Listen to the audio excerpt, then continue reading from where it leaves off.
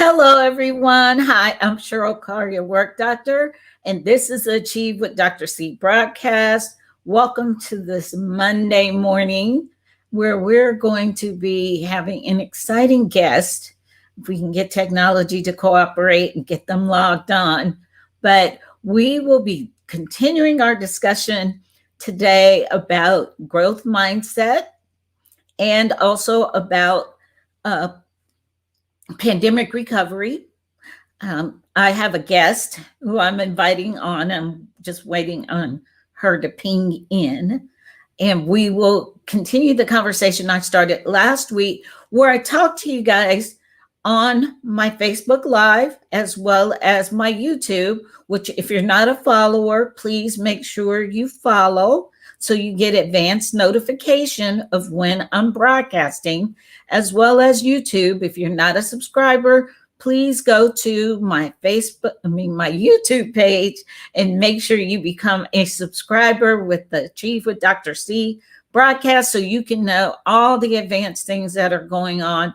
Also, make sure you share this information with someone else.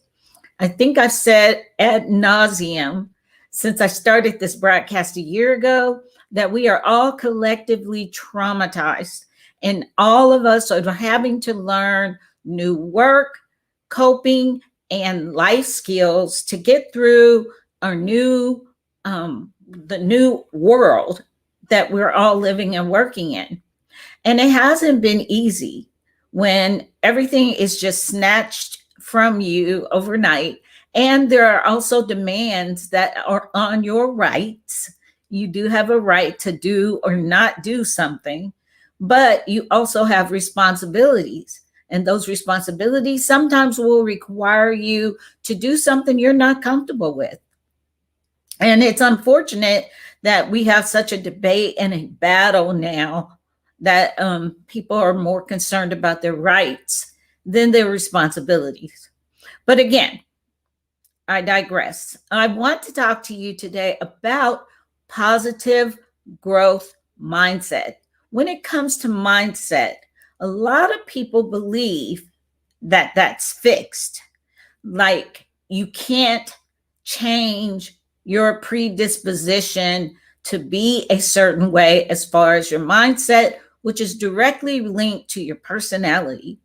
And I submit to you today, you always have an opportunity to choose your mindset, to choose how you're going to relate to the world, how you're going to show up in the world. And I'm sorry, I need to check and see where Dr. Witvliet is. I don't see her yet, but I'm hopeful she'll be able to ping in here soon. It's only been a couple of minutes. So when it comes to a growth mindset, a lot of people confuse it with two things: personality, and then they also confuse it with their learning and thinking style. And while that encompasses a mindset, you have to understand nobody's all one way all the time. We change. You're changing right now just listening to this broadcast. You're going through different changes. So I think when I teach people about their mindset, when we work on their mindset, I want you to know that you have the opportunity to change your mindset no matter your circumstances. It's always a choice. You get to decide how you're going to feel, how you're going to think, what you're going to believe. All of that is by choice. Even if you have a natural predisposition to be someone who is more introverted, which we talked about those type of personality styles and how our brain works and how we were raised. Some of us have a natural predisposition to be very introverted and get our energy being by ourselves. We go inward when we're working things out, and we don't have a whole lot of need for people and externals. Then we also have our extroverts. Those are the people that get their energy being with people, and they live very much out in the open. Everything about them is known, and they're very social. They need that for their well-being. And then we have people that are ambivert, which we each move in and out of these personality and mindsets and behavior types. Ambiverts can be either or depending on the circumstances and the situation. We can be very introverted when that's our natural predisposition, but then we become extroverted if we're in the workplace or if we are with our family or we're in dynamics that require us to be more extroverted and communicative. So I said all that to say, I want to make sure that you understand growth mindset is something you can always do and be. You can always choose how you're going to think, and that influences how you feel. Sometimes feelings can be uncontrollable. And let's see where she is. Still don't see her yet.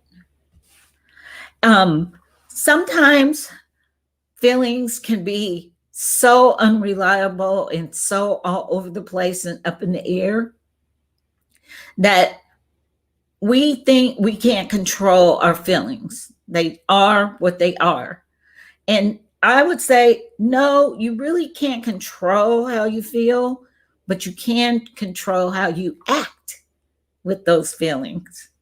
You can experience all dynamics of emotions, but emotions are very cyclical. They're visitors. They come, they go, they're intense, they're not intense, they're subtle undercurrents that you experience all day, every day. And the only way you can be without feelings is if you become socially and mentally and emotionally dysfunctional. So feelings are all about how you behave.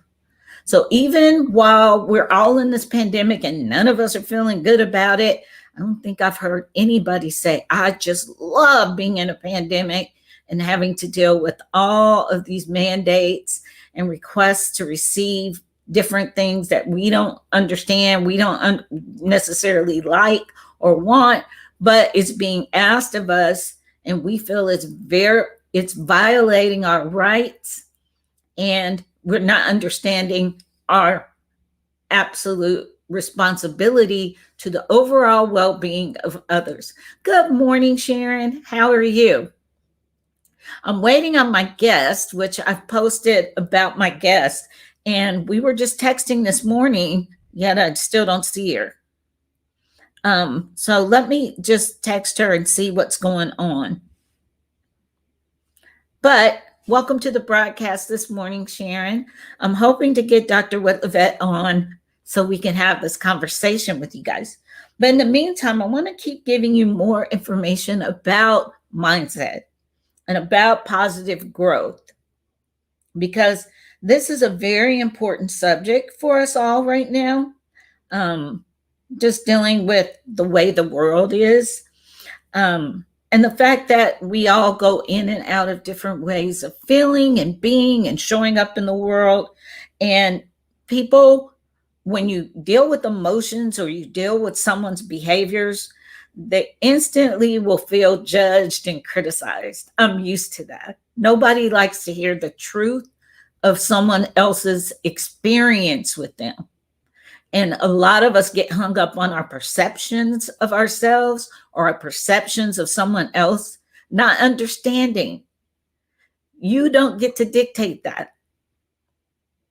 And someone's behavior in a situation, you can only choose how to react and respond. One of my favorite sentences, I can show you where to look, but I can't tell you what to see. I can also always say this, that people are experts on themselves. You do know yourself, but being an expert on yourself doesn't mean you're an expert in what's reality about yourself, because your behavior is a dry snitch. It's always going to tell on you. So I'm going to submit to you this morning that it's important to develop a growth mindset so that you don't become fixed in your behaviors, your lifestyle, your choices, and you feel defeated and like you can't make an impact. And this particular discussion this morning will be really good for you if you're feeling stuck in your life. If you're feeling at all stuck, where you feel like you've been down for so long, or this whole pandemic has pressed you into some place that isn't good, and you don't know how to get out of it, you don't know how to get better, working on your mindset is probably going to be the most important thing you can start working on. Also, it will help with your feelings. If you're having feelings of depression, feelings of overwhelm, panic attacks, anxiety, sleeplessness, all of those things are very prevalent right now because of the way the world is. It's a very insecure, volatile, and ambiguous world we're all living in right now. And a lot of our illusions have been disrupted. A lot of our illusions have been disrupted. We think things should be a certain way, and then we don't want to deal with the reality. Now, there have been a lot of studies talking about mindset and growth mindset and its importance in getting through crisis. It's important because it's shown if you have emotional creativity and you have the ability to think through and process emotions about things you don't like, information you don't like, circumstances you don't like, people you have to work with or live with that you don't like, that aren't to your preferences. If you develop a growth mindset, you can get through almost anything. And no, it's not a Pollyanna type of lifestyle. And so, again, we're still waiting on Dr. I'm not sure what's going on. Waiting on her to ping in.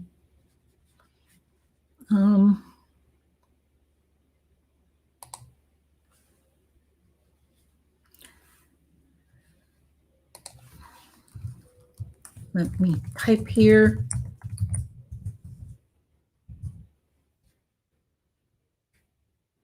And see what we can do. Sorry about this, guys. This is not, I'll come back and start talking.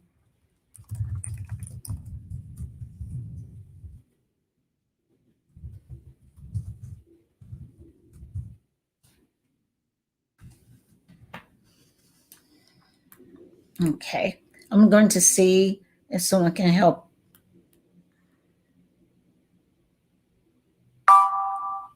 There she is. Okay.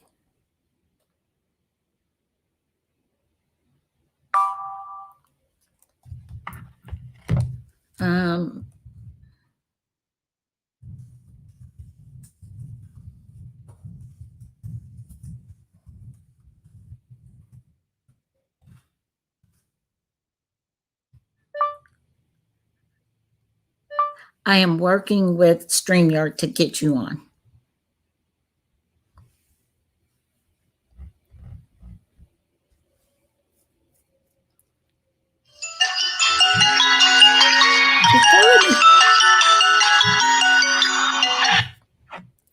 Hello, this is Dr. Carr. Hi, Margot. I'm working with the customer support and I don't see you. It hasn't even pinged me that you're on. You used the link that I sent you?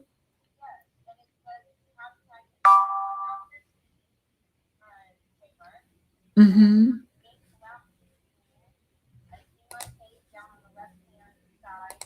Mm-hmm. I'm actually not on an Apple. Hold on. Oh, I had the FaceTime option. So I thought you were on an Apple.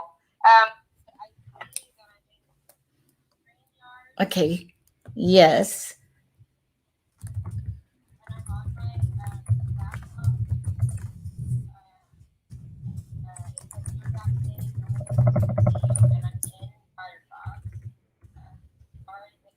Okay. Okay. Okay. I'm telling them that because you're in here somewhere. Isn't this fun, you guys? Because I'm on the air, but it's not showing me you at all. It's nothing. But I told them you said it's your backstage. Okay. So he's responding now. I can see his little lines. You guys, we're going to work this out. We're going to get her out the backstage and onto the front stage. They can hear you. It says, is there a little box in the bottom left corner where you should be, even if no video is there? And I don't see it.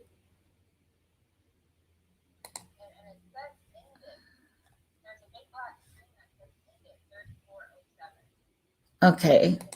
Hold on. Hold on.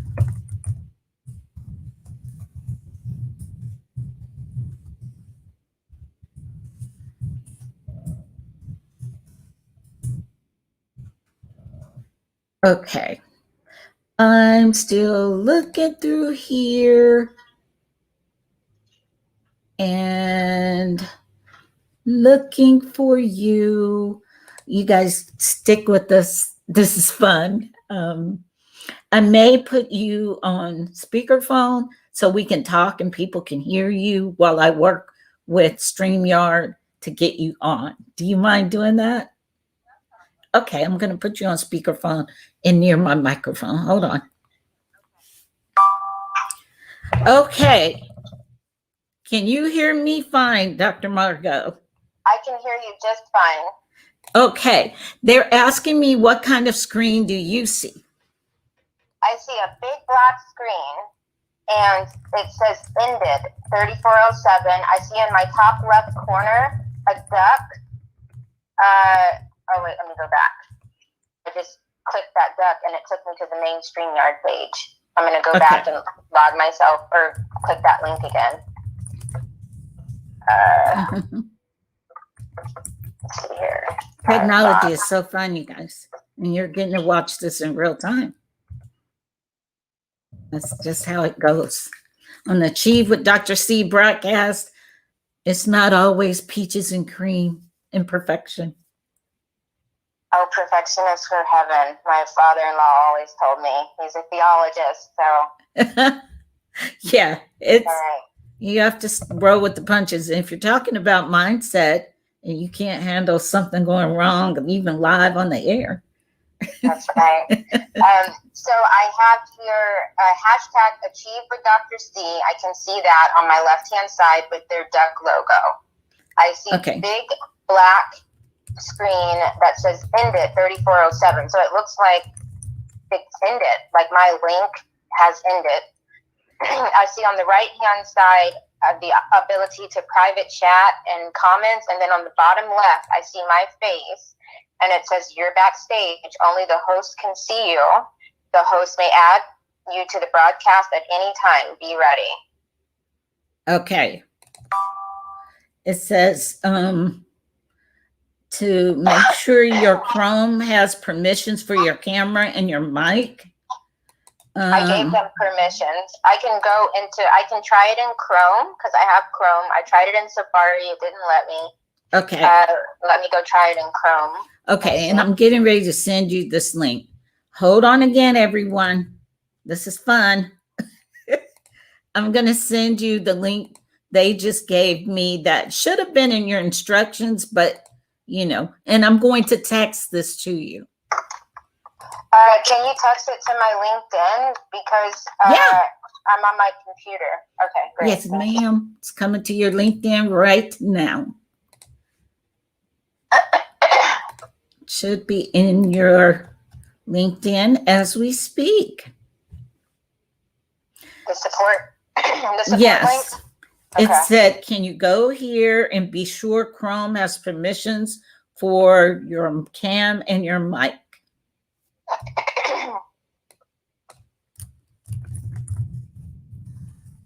Stay with us, people.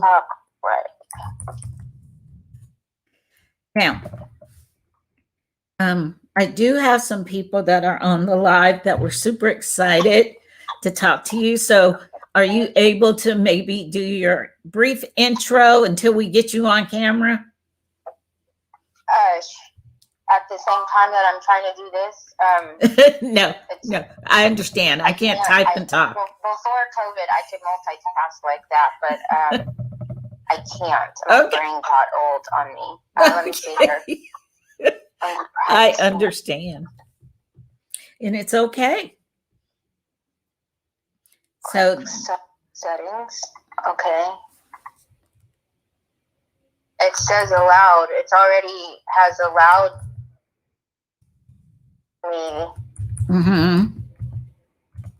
to use the camera. So that's all good. Nothing is blocked. Everything's allowed. Let me see if the issue.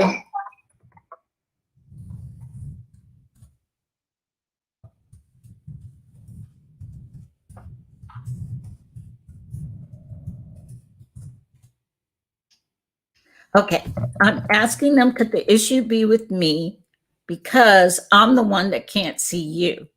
It's like you followed the instructions, you were able to log on, and it should be pinging me that you're in the green room or you're backstage. So since it's not doing that. Fix your cameras, restart your call and computer. Contact your manufacturer. So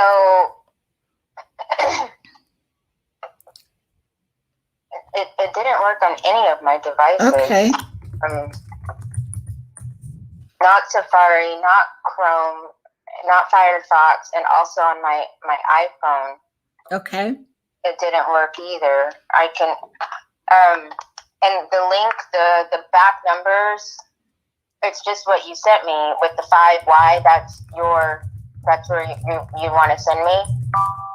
If people can, if I don't have to, I can, if people just want to hear my voice, I mean, they don't have to see me. I'm okay with that. Okay. If they can actually hear me. Hey, Sharon, if you're still on, can you hear Dr. Margot? Okay. Can you just let me know in the chat box if you can hear her? Okay. Anyone listening live right now, are you able to hear Dr. Margot? Okay.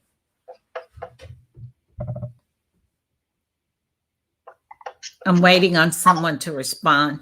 I have a couple of guests listening. It kind of dropped once I started having. Okay. I was just told by my friend Erica that we can hear both of you perfectly. Okay. So let's just have the conversation, and we'll have to have you back on, I'm sure, once we can figure what's going on with our computers not playing well together. But Dr. Margot, welcome to the Achieve with Dr. C broadcast. Can you please tell us a little bit about yourself? Great. Yes. Thank you for having me.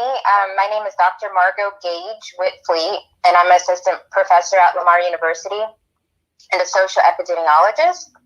And I became ill with COVID about 18 months ago in March 2020. So one of the earlier cases before everyone really got a handle of what was going on. And I have two daughters, and we make creative content for small children as well. That's awesome. And I know I found you because I watched your TED Talk. And I also am a COVID survivor. And I had reverse symptoms as well. I had the neurological symptoms. And yet I've fully recovered. And I have absolutely no residual effects other than fatigue. I can say that I still experience, and it comes and goes. But can you share with us a little bit about that TED Talk, about your time with President Biden's task force, and just some of the things that you're experiencing that you think it's important for listeners to know about when it comes to the whole pandemic and recovery? Okay, sure. Can I ask, when did you get sick? I was sick in January. Up and I was bedridden, three hospital visits, one ER to my home because I was running 104-degree temperature and I was delirious. So my brother called the ambulance. He took care of me, and he hasn't even gotten a sniffle. And it's tested. How long? Yeah. How long were you ill? I was sick from the 1st of January until mid-February. And I was bedridden for 3 weeks, where I literally could not get out of bed. And then we had the snowstorm right when I started feeling better. So I was in without power in freezing temperatures for over a week, and then frozen pipes and boiling water for next week. So it kind of prolonged my illness, my ability to recover. Okay, yeah, that sounds awful. It was awful. Yeah, so for me, being one of the first, during the early part of the pandemic, I believe I contracted COVID from a plane ride. We were coming from the Netherlands because my husband is Dutch, and there were sick people on the plane, and this was I was one of the last flights in before they shut down the flying. And this was before the mask. We really didn't know much about masks. And you saw the TSA workers, they had a pile of masks just laying on the desk and gloves and not using them. So as an epidemiologist, I started chronicling the journey and made a video diary about it, because I was thinking I can use this in my class, and this is interesting to see the pandemic unfolding. Little did I know that I was going to get sick, because at that time the narrative was the risk to Americans remain low, and this is something that's affecting the older population, the elderly people. Young people were going to be okay. So I thought that our risk was low and it was better to go back home. So then I got sick, and I kept getting sicker. Everybody else in my family got sick, but they were only sick for about a week. And my youngest daughter, it looked like a case of really bad allergies, but she doesn't have allergies, but that's how it manifested in her. And I just kept getting sicker, and nobody knew what was wrong with me or what to do with me, because at that time the doctors were checking for everything else besides COVID.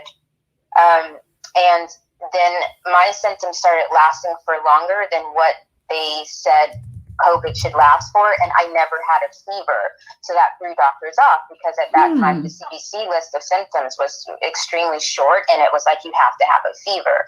So when I presented in the emergency room with severe shortness of breath, the nurses thought, you have blood clots, because I've been a nurse for over 20 years, and you're presenting as a classic case of blood clots. And then when they checked me out through the machines, and it turned out I didn't have blood clot, then they were mystified of what was going on.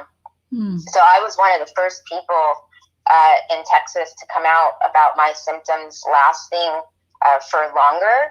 And ABC Houston put me on about how I was still sick and wasn't getting any better. And that I decided to speak out, because I was in these online Facebook groups where women were reporting, doctors weren't believing them about these symptoms, and they didn't know what to do. So that's why I decided to come out and share what was happening to me.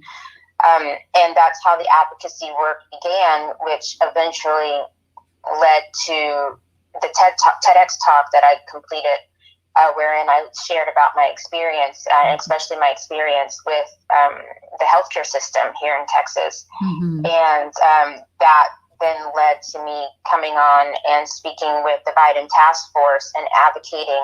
One of my biggest things I advocated for was for or online schooling, because people such as myself, or people who are immune compromised who have children, can't really in good, we can't really send our kids back to school, because if they bring it back and we get sick again, it's pretty hard on our body, because we're not starting from healthy, like I had did last year.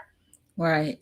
And that's the most scary thing too, because I was actually in perfect health and was a very big advocate for all of the protocols, and had avoided getting the disease.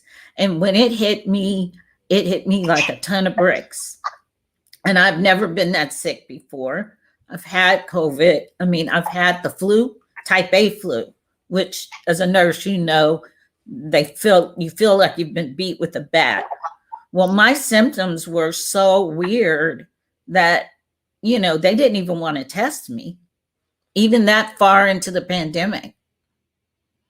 So it was very interesting to have the symptoms I had and not be tested.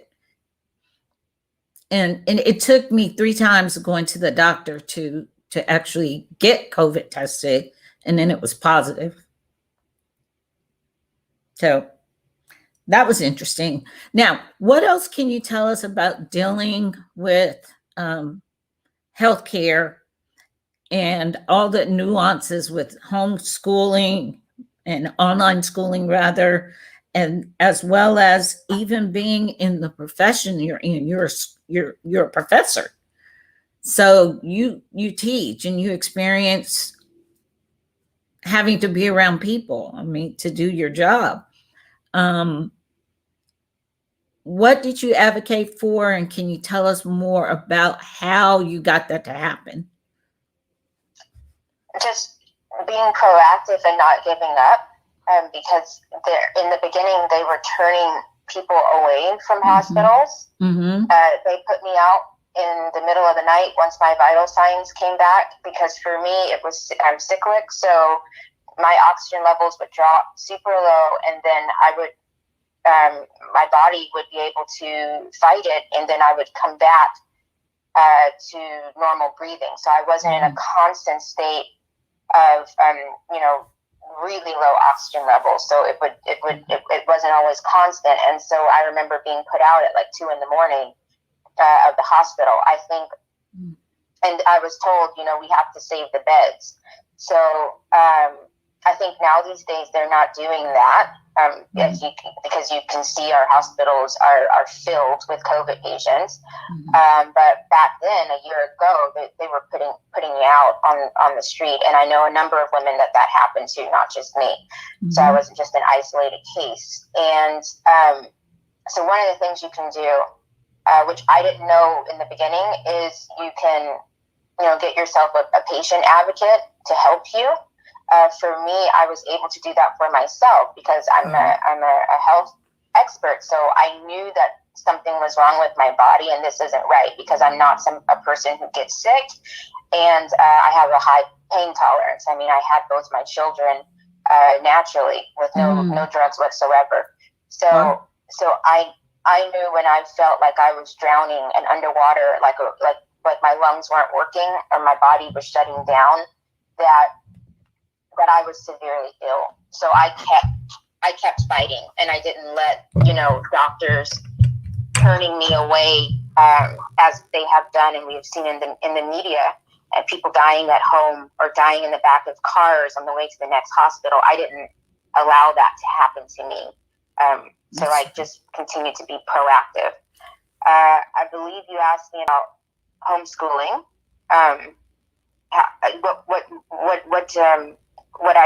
I always homeschooled my children, even before COVID happened. And then COVID happened to me. I got sick, and I was no longer able to homeschool my children.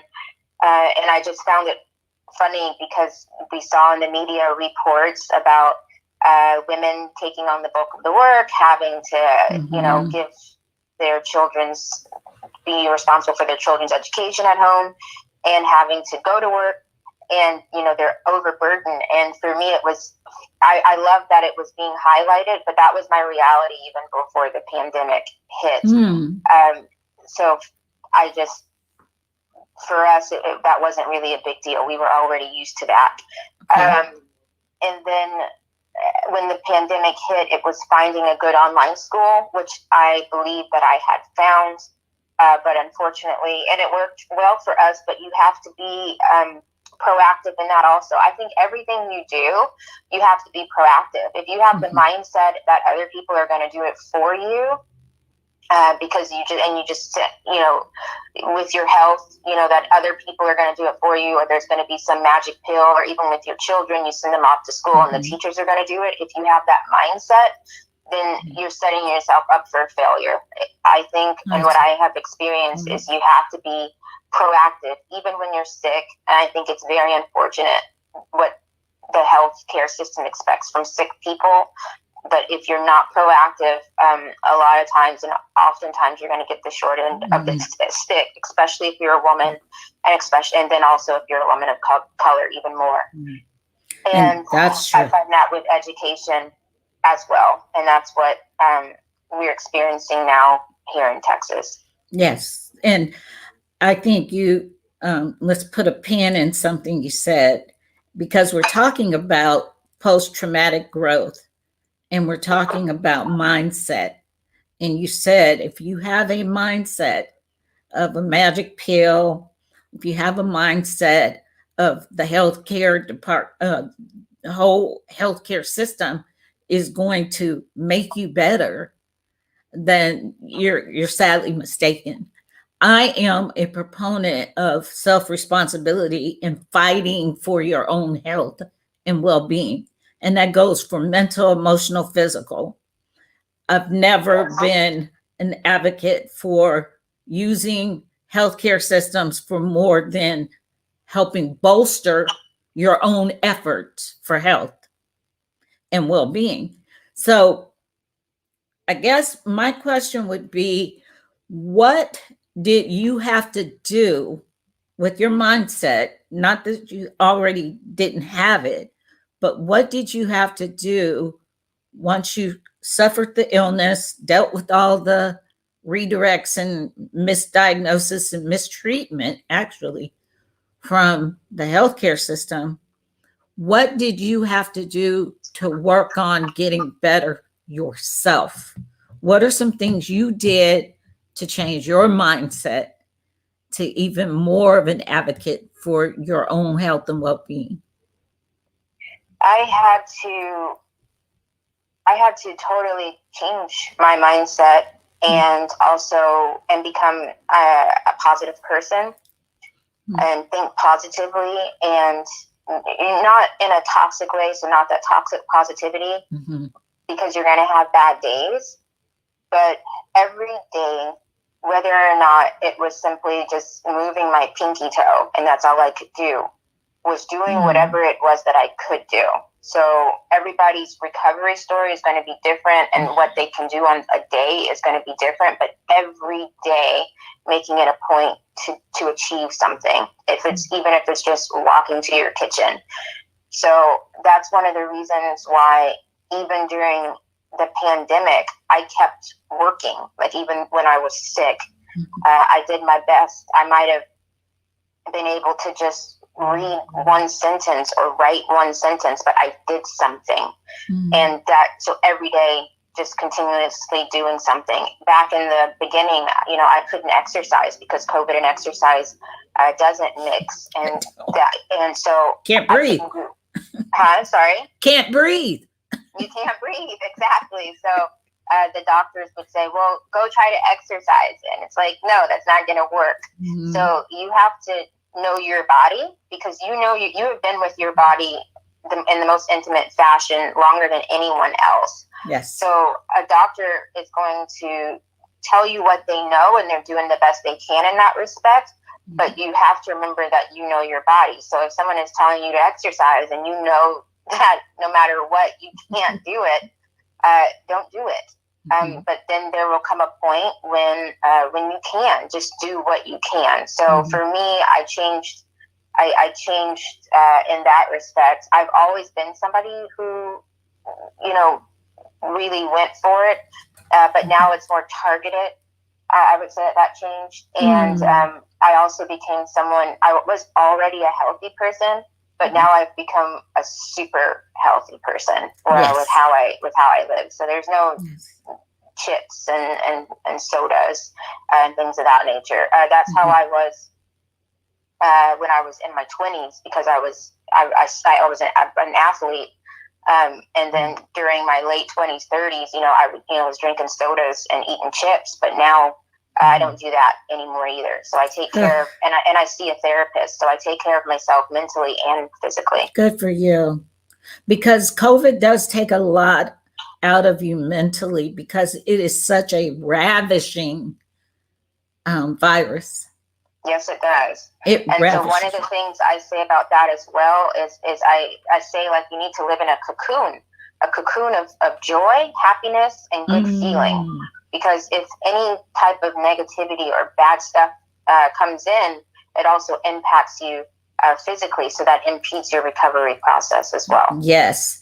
Now, you just spoke, and you're all in my wheelhouse, because I say to people all the time, I'm a fierce protector of my mental and emotional well-being. Yes. And I will annihilate any enemy to that. And I'm very careful who I let in that space. And if you're coming with any type of an attempt to destroy that mental and emotional well-being, I have to put you out of my presence.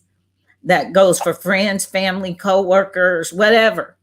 I have to get out of that situation, because we're still fighting for recovery. And we're still living in a world suffering surges, different variants. So it is important to have that mindset in that cocoon, the mindset of being a self-advocate, which you've talked about very well. Also the mindset of the cocoon for peace, positive thinking, healthy thinking, nourishing yourself, self-care, family care, all those things that make you better emotionally and mentally. And there are a lot of studies that have been done on survivors of war, veterans that have come back. And one of the things they have found that helps us to recover from trauma in a growth manner instead of a traumatic PTSD, long-term trauma, is emotional creativity. And that's what we're describing for listeners, those of you still listening. We are describing the importance of emotional creativity and being an advocate and an expert for yourself, even in the worst of circumstances, because it sounds like Dr. Margot had a bad case of COVID. So did I. I know some of you have had COVID diagnosis, and yours was barely a sniffle, or you felt tired a little bit. So we had different experiences. Mine almost killed me. And I'm not sure, Dr. Margot, if you were ever in danger of... Yes, mine almost killed me as well, several times. Okay. And you're still experiencing after effects and symptoms that you're fighting. I remember you talking about some of those. Would you mind describing some of those? So in case there's other listeners that might be going through some things, that can hear how you're dealing with it. If you Google like chronic fatigue, that pretty much sums it up. With what I'm experiencing. And something that I also want to say, what a lot of people don't realize, is that this happens. Long COVID, these types of symptoms also happen to a number of people who had the SARS virus. It can also happen if you get a really bad case of the flu after any type of really bad infection. It happened to people after the polio disease. It happened to people after Lyme disease. And then it becomes, everything hurts. Light and sound hurts. Too much energy hurts. You get really, really tired. and you have headaches. Your whole body hurts. And now at 18 months, it's still the case. However, it's not as bad as when I was at 12 months or 10 months or even at 6 months. And I say it's kind of like I'm a battery. So my battery is now able to charge a bit quicker. In the morning, for example, you told me to be ready by 10, and I never know how my body's going to wake up in the morning. So I was happy that I was like ready to go. But it's like starting up a really old car. Just really takes a long time. So basically, I'm 39 years old, and my mother, who is, in her 60s, is fitter and has more energy than I do, which is a shame. But does that long haul effects, and that's something too that I don't see enough information publicly for me, is that, and people somehow think catching the flu is different than catching COVID, than catching or having polio or any virus that attacks your body tends to destroy your long-term health. It ages the cells, it ages everything, and destroys your natural cellular turnover. I know that's what happened to me with my lungs. I've been a marathon runner, and I've been a pretty decent one. I mean, I've done 10 marathons in the last 15, 20 years. I've used to do one every year. I can't run like that anymore. And I think even though I have a positive mindset and I'm doing like you advocated just a moment ago, or you stated just a moment ago, do what your body tells you it's able to do. Well, my mind is telling me one thing, my body's telling me something else. So I think it's important to understand, even if you get the virus of any kind and you recover, you may experience what we're going through. And like they're calling it, whether they're calling them long haul symptoms or long haul effects, Dr. Margot? Long COVID, they're calling it. We started out when we didn't have a name as long haulers, but long COVID, the CDC put that out, and then there's a technical name for it as well. But referring to it as long COVID or long haulers, people will know exactly what you're talking about. And I'm absolutely grateful that you're here and you're better. I watched your TED Talk, and I thought how difficult that would be to be a mother of young children and have these fatigue symptoms, because kids are balls of energy and they want and they want your attention. Yes, it was horrible. And my daughters in the beginning, they still say, we're hoping, wondering when we're going to get our mom back, because we were very active. And just starting now at 18 months, I'm able to get back to doing things with them regularly. But it's paced, and they know, okay, well, when I have a headache and I can't go anymore, that's it, that I'm done for the day. Right. So it's been hard on them seeing their mother almost die, and it's been hard on them just also personally, because they can't go anywhere or do much of anything. And what's the sad part is that I don't know when I'm going to get better, or if I'm ever going to get better, but I hope so. I hope with time, because I think I will, because I'm not in the same state as I was before. The change isn't big. It's gradual. It's very slow, but I just cannot believe that this is going to be a permanent situation. I just don't want to believe that. No, let's not believe that. When I have my symptoms, I allow them, but I also tell them what they're not going to do. It's like fatigue. I have to take those naps, and naps will turn into 4-hour sleeps, and I don't feel any guilt. If I have to cancel an event or tell someone I can't do something, that's just the way it is. Yeah. And that's a part of protecting yourself and living in that cocoon. Absolutely. Yes. Can you tell me some more things that you do in that cocoon? Because again, we're talking about post-traumatic growth, and hearing your experience as well as what you're currently doing is part of that whole mindset and post-traumatic growth discussion. So what are some other things besides listening to your body and pacing your activities? What are some other things you might want listeners to know about their mindset and post-traumatic growth? Some things you've done. Well, you have to find what works for you. And so what works for everybody else might not work for you. So you have to find you. You have to do some serious soul searching to find you. One of the things I do art therapy. So I paint, and that gives me peace to create something. I like to create. That gives me joy. And what else I do?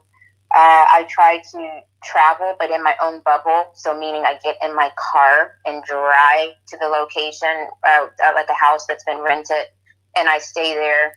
And what I like to do for my health, I'm in the South. It's extremely humid where I live. So I was a prisoner inside of my house even.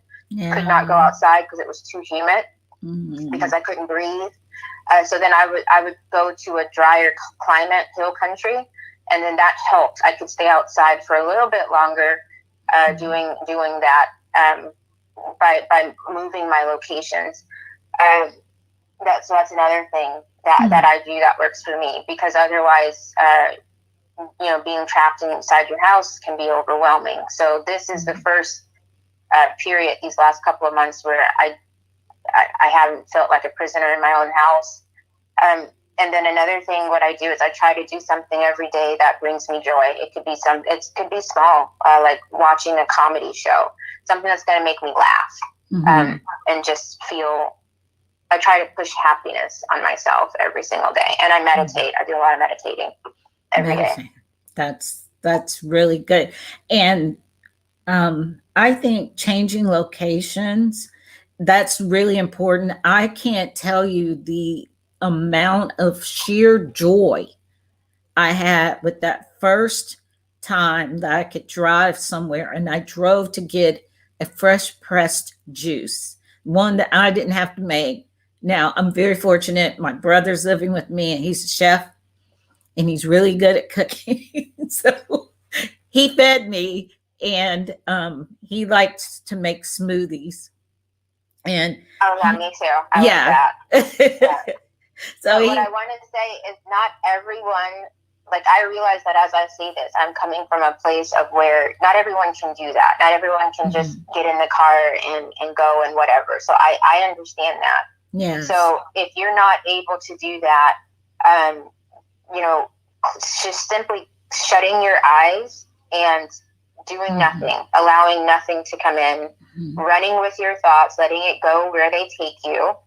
But, not being on your iPad or your cell phone or having the TV going, and just sitting there with your eyes closed and trying to work your way up, to being able to do that for an extended amount of time really helps. So you can take yourself places also inside of your mind if you're not physically able to financially be able to do it, or even physically be able to do it. I have found also using my smartphone or my devices in those positive, nurturing ways, is that there are plenty of travel channels. There's plenty of travel pages on social media that I liked looking at the ocean and bodies of water. Yeah. Those images help the brain focus on something different. One of the big things too for me was talking to other people that have survived. And that was helpful. And then also the meditating and praying. I'm a woman of faith, and I believe in the power of prayer. I know the times that I was so sick that I didn't even know how to pray, that I had to do it in my mind. And I consider that meditating. And I had to think of the positive things. And I know I deal with people in the throes of a huge amount of anxiety. I have family members dealing with the fact that they survived and a family member didn't. So there's some guilt and shame and just, unbearable grief because maybe they were the one that brought COVID back home. Mm-hmm. I'm dealing with a lot of that. And working on your mindset is helpful, but I also advocate for therapy. You did mention that, and I wanted to put a pin on that and ask you, what are you experiencing having therapy, and how it's affecting your overall well-being? Is it working for you, and do you advocate for other people? Because there are free therapy services available. I get free therapy if they can't pay for it. Oh, yes. I'm a huge advocate for mental health. I think that with any type of recovery process, a mental health provider should be on your team. A lot of people tend to just think about the physical aspects, but your mind needs a doctor too. So yes. It's for me something that I do, and I think for being sick for so long, it's absolutely natural that you would fall into a depression when you're having to deal with this stuff so long, and especially when you went from being healthy and then waking up not healthy from one day to the next. So I think back then my mind state wasn't where it is today. So then I can absolutely say that for me, going to, getting therapy has helped. I work on, and it's like a multifaceted thing. So it's not just one thing. It's like if you're an athlete, one day you train your legs, one day your arms, one day you do distance. So you're trying to hit every aspect to get your body back to where it needs to be. And so that's the same thing that I'm doing. And so for example, I was one of the, I speak also specifically to the BIPOC women community. I started a Facebook group with that, and I was the first person to do that because I noticed the mainstream groups weren't really speaking to us. We had a different set of issues that we were dealing with, and so being a part of that community has really helped me. So find your community, find your tribe. Speaking with other women who just get it, and you don't have to explain to them, and they just understand, has helped me as well. So I am a strong component for seeing your therapist, but that therapist could also, manifest in different ways for you. But for me, it definitely helps. They give you tools. They give you, homework, which you need to go out and work on. And then when you make that a habit, it does help. So I would say, go and take advantage of a therapist. And that's so important for everyone to hear what you just said, that find your tribe. And I know I always give assignments on my broadcast, Dr. Margot. So I love that you just said that, because that's what good therapy does, is it gives you tools and information for you to try on for size. And I also tell people you can be as sick as your secrets. And secrets aren't necessarily just the things that you don't say. It can also be the things you won't do for yourself. Because you can remain in a stuck state. As I started this broadcast, talking to everybody about mindset and not believing it's fixed, not believing that you have this personality, you have these behaviors, and that's just who you are. That is a dangerous mindset. And it's even more dangerous if you become ill and you've got to get better. You've got to fight for your own health and well-being. That's right. No one's going to do it for you. Yes. It's not like Dr. Margot said, you can't run to the health system and think that's where your help is coming from. It's a part of the whole ecosystem that you need to be healthy and live your quality of life. And I'm not a Pollyanna either. In talking about a positive growth mindset, as Dr. Margot also said, it's not just about over toxic positivity.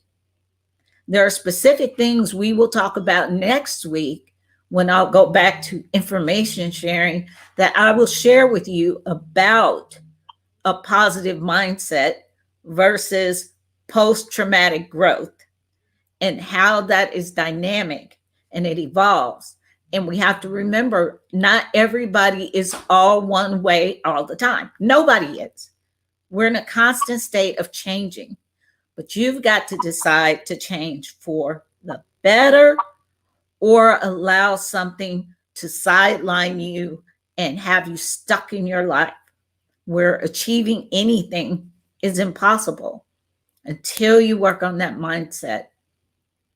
So any final things that you would like to say? I know I've kept you a long time, but we had those technical difficulties, Dr. Margot. So I am going to have you back on because I want you to talk about the groups that you're working at. And then we'll share a link. If you don't mind, I'll share a link with my listeners so that they can join groups as they see fit.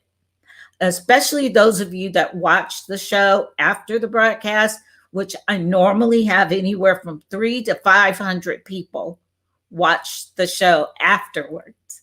So those of you listening after the fact, Dr. Margot, can you share some of the things with the groups and any parting comments for the listeners? Sure. What I would like to part with is just keep in mind that your doctors put their pants on one leg at a time, just like we do. And they're only human. Ma'am. And they're doing the best that they can. It was a big learning curve for them to deal with COVID. But you know your body. Listen to your body. And if you have never in your life had a respiratory illness and then suddenly you getting sick, it might have been COVID, you know. Mm. So just keep that in mind. Mm.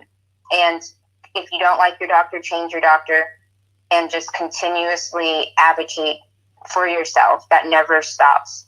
Self-advocating.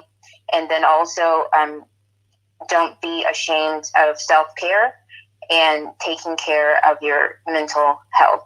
Any plan in any health plan, there's no health without mental health. So any plan that you embark on needs to include mental health. Survivor guilt is going to be absolutely normal in this situation. So that's why it's so important to speak with a mental health professional. Love it, love it, love it. And thank you for that analogy of the cocoon. And yeah, absolutely. That will stick with me forever. And of course, again, we'll have you back on. And I'm going to also share Dr. Margot's information. So in case any of you want to follow her on her social media, her and her daughters write children's books. And, you know, I'm a reading tutor with Reading Partners, lifelong reader, nerd, love encyclopedia. So I love anything to do with books and reading. So I wanted to make sure our listeners and everybody knows that about Dr. Margot, and you will go to her social media page and maybe purchase some of her writings and art. So anyway, thank you guys for joining us today. Thank you, Dr. Margot, so much for your wisdom, your transparency, and just sage advice. Man, Thank you. Thank you for having me. Thank you.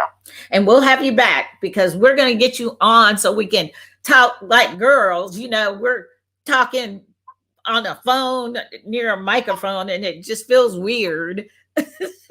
So I want to have you back on when we can look at you and enjoy that part, if you don't mind. So just okay. We'll work it. Let me know.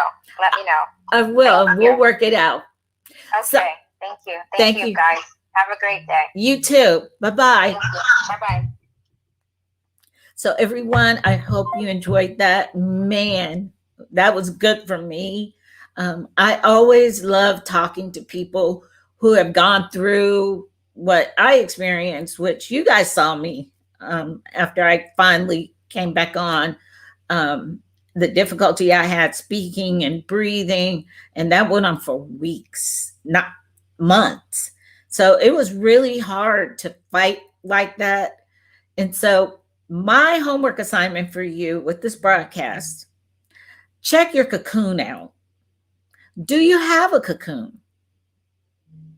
How are you advocating for your own mental, emotional, spiritual, and physical well-being? Do you have a cocoon? Do you think you deserve a cocoon? Ask yourself these questions.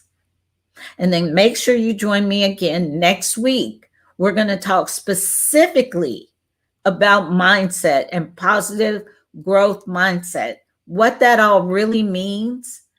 And I'm going to give you some tools to protect your mindset, even if you have to protect it in your own home. There are things and boundaries and behaviors that you need to be able to continue to advocate for yourself and make sure you have your cocoon intact. Okay?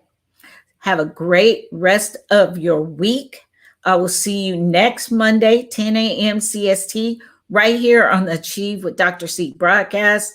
Thank you guys for hanging with us through these technical difficulties. That was not fun. But it happens. It pretty much happens every time I have a guest because little gremlins get in the middle of that, getting them on the air. So it's not fun.